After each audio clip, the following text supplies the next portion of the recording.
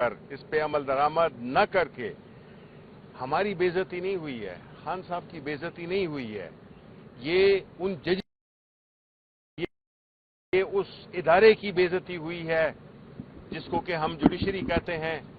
اگر وہ اپنے ادارے کی اور یہ ججز اپنی عزت کو اگر اسی طرح رہنے دینا چاہتے ہیں تو یہ ان کی مرضی ہے، لیکن اس وقت حقیقت یہ ہے کہ بے عزتی ہوئی ہے ان 3 ججز کی، اس ادارے جوڈیشری کی۔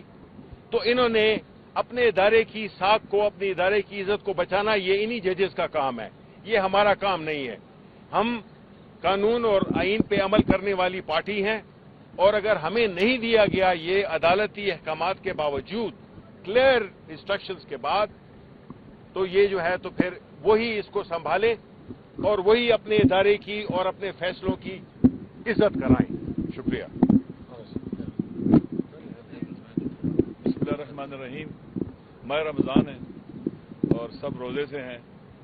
دیکھیں، جس ملک کے اندر نامنی کی آگ پورے ملک کو تباہ و برباد کرنے چلی ہو، جہاں پر پاکستان تباہ و برباد ہو رہا ہو، پاکستان کے نعوذ باللہ من ذالک ٹوٹنے کی باتیں ہو رہی ہیں، پاکستان کے ٹکڑے ٹکڑے ہونے کی باتیں ہو رہی ہیں، اور ہم دیکھتے ہیں کہ یہاں کیا کھیل کھیلا جا رہا ہے۔ کورٹ فیصلہ کرتی ہے، لارجر بنچ فیصلہ کرتا ہے کہ جائیں ملاقات کرائیں، وہاں پر یہ کیا آتے ہیں، یقین دہانی کرا کے آتے ہیں، یہاں ملاقاتیں نہیں ہوتی۔ معلوم ہوتا ہے کہ اس وقت پاکستان کو جان بوجھ کر تباہ کیا جا رہا ہے، باقاعدہ پلان طریقے سے پاکستان کی تباہی و بربادی کی جا رہی ہے، اور یہ سمجھتے ہیں کہ اس طرح سے یہ پاکستان کو تباہ و برباد کریں گے تو یہ بچ جائیں گے۔ نہیں، یہ جو آگ انہوں نے جلائی ہے اس میں خود یہ بھی جلیں گے، یہ بھی کبھی نہیں بچ سکیں گے۔ اس لیے کہ مکافات عمل یہی کہتی ہے کہ جو کسی کے لیے گڑھا کھوتا ہے وہ اس میں گرتا ہے، انہوں نے گرنا ہے، ان کے ساتھ ایسے ہو کے رہے گا۔ دنیا کے سارے ظالموں کی تاریخ پڑھیں، فرعونوں کی تاریخ پڑھیں، جتنے بھی دنیا کے بڑے بڑے قاتل تھے ان کی تاریخیں پڑھیں، ظالموں کی تاریخیں پڑھیں، بالآخر ان کا انجام کیا ہوا۔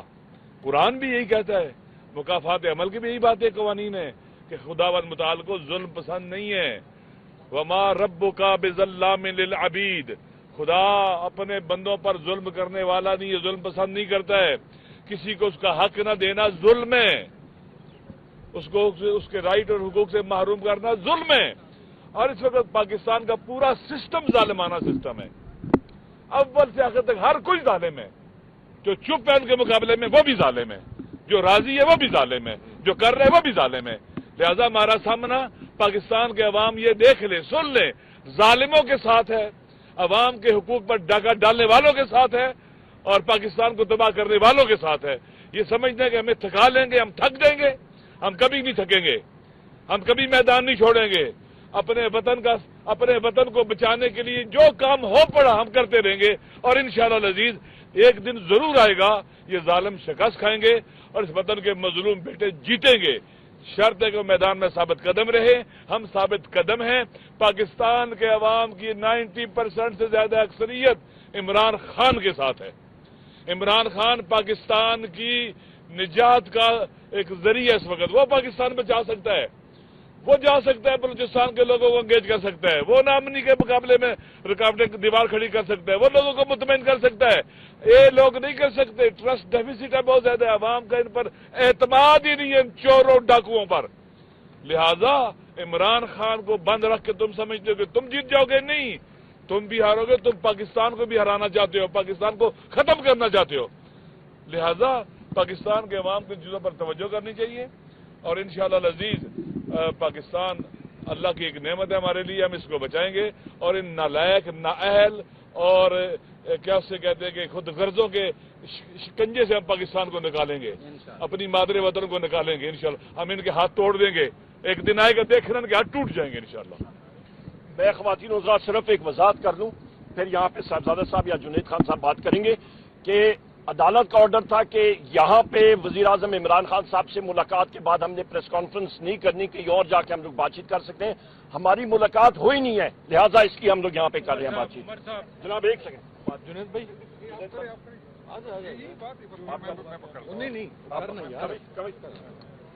بسم اللہ الرحمن الرحیم۔ آج آپ نے ایک دفعہ پھر دیکھا کہ جو طاقتور لوگ ہیں پاکستان کے، جو نہ پارلیمنٹ کو مانتے ہیں، نہ آئین کو مانتے ہیں، نہ قانون کو مانتے ہیں. اس نے ایک دفعہ پھر ثابت کیا کہ یہاں پر نہ آئین کی کوئی اہمیت ہے، نہ جج کے فیصلوں کی اہمیت ہے. اور ہماری بدقسمتی ہے، اگر یہ فیصلہ کسی حوالدار کی طرف سے آتا تو یہ امپلیمنٹ ہوتا، لیکن ہمارے جو ہائی کورٹ کی جج صاحبان بار بار فیصلے دیتے ہیں. لیکن بدقسمتی یہ ہے کہ یہ لوگ سمجھ رہے ہیں کہ نہ ان کی فیصلوں کی کوئی اہمیت ہے اور نہ ان عدالتوں کی کوئی اہمیت ہے.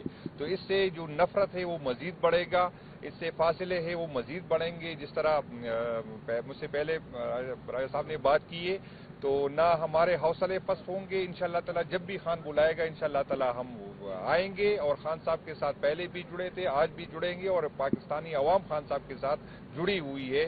تو یہ جو عمل ہے، یہ جو فیصلے ہیں، یہ جو رویہ ہے، یہ فیڈریشن کے لیے، ریاست کے لیے، یہ اداروں کے لیے انتہائی خطرناک ہے. اور ان لوگوں کو یہ سمجھ نہیں آ رہی ہے کہ آپ کے اس عمل سے جو ہے پاکستان کو نقصان پہنچ رہا ہے.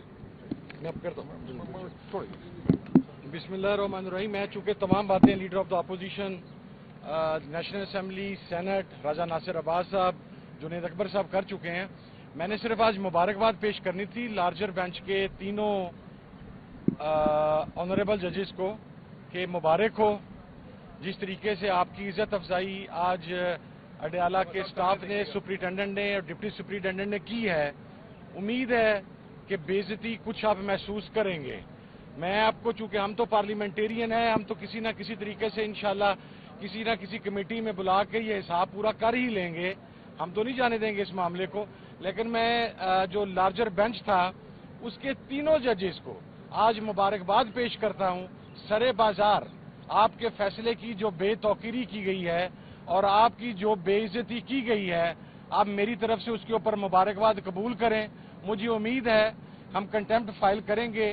اس کے فائل کرنے کے بعد شاید آپ اپنی عزت کروا سکیں، جس کے مجھے بہرحال آثار نظر نہیں آتے کہ ایک ہائی کورٹ کے لارجر بینچ سے ایک ملازم اڈیالہ جیل کا سپرنٹینڈنٹ، یا یہاں پر بیٹھا ہوا کرنل صاحب، یا یہاں پر بیٹھا ہوا ڈپٹی سپرنٹینڈنٹ صاحب، وہ جناب آپ سے زیادہ طاقتور ہے. یہ ریئلٹی ہے، ریٹن آن دا وال ہے، اور یہ وہ پاکستان ہے جس کے بارے میں موجودہ حکومت اور تمام لوگ کہتے ہیں کہ ڈیموکریسی جناب بڑی شد و مت کے ساتھ جا رہی ہے. بہت شکریہ جی. میں صرف بسم اللہ الرحمن الرحیم. مجھ سے پہلے تمام لیڈران بات کر چکے ہیں. میں دو گزارشات لیگل آپ کو بیان کرنا چاہتا ہوں کہ سب سے پہلے آج کے آرڈر کے جو میں دیکھ رہا تھا کہ آج کا آرڈر عدلیہ کے لیے ایک بہت بڑا سوال ہے کہ جیل اتھارٹی نے جس طریقے سے عدلیہ کا آرڈر آج لارجر بینچ کا نہیں مانا، یہ اب عدلیہ کی اپنی ساکھ کا مسئلہ ہے. عدلیہ کا جو آرڈر تھا وہ ہمارا کوآرڈینیٹر مقرر ہوا، اس میں 6 لوگوں کے نام لائرز کے بھی دیے جو 2 دن پہلے ملے، ان میں بھی 2 نام انہوں نے روک لیے.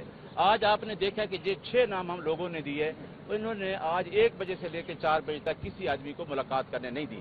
جہاں تک اس آرڈر کا تعلق ہے، اس آرڈر میں ایک چیز موجود تھی کہ اگر خان صاحب سے ملاقات ہوتی ہے تو بہر ہم آ کے کوئی سٹیٹمنٹ نہیں دے. آج تو انہوں نے ملاقات ہی نہیں کروانے دی. لہٰذا آج عدلیہ کو یہ سوچنا چاہیے، اس لارجر بینچ کو یہ سوچنا چاہیے کہ جیل اتھارٹی نے ان کے آرڈر کی سراسر جو وائیولیشن کی ہے، اس کے خلاف انشاءاللہ ہم کنٹمپٹ پروسیڈنگ میں جائیں گے جیل اتھارٹی سے، جنہوں نے باقاعدہ طور پہ کل عدالت کے اندر کمٹمنٹ کی تھی، ایگریمنٹ کیا تھا، اپنی کنسنٹ دی تھی کہ یہ دونوں جو ہیں لائرز کی میٹنگ، فیملی کی میٹنگ اور وکلاء کی میٹنگ ہم اس طریقے سے کروائیں گے. لیکن دونوں دفعہ انہوں نے آرڈرز کو وائلیٹ کیا.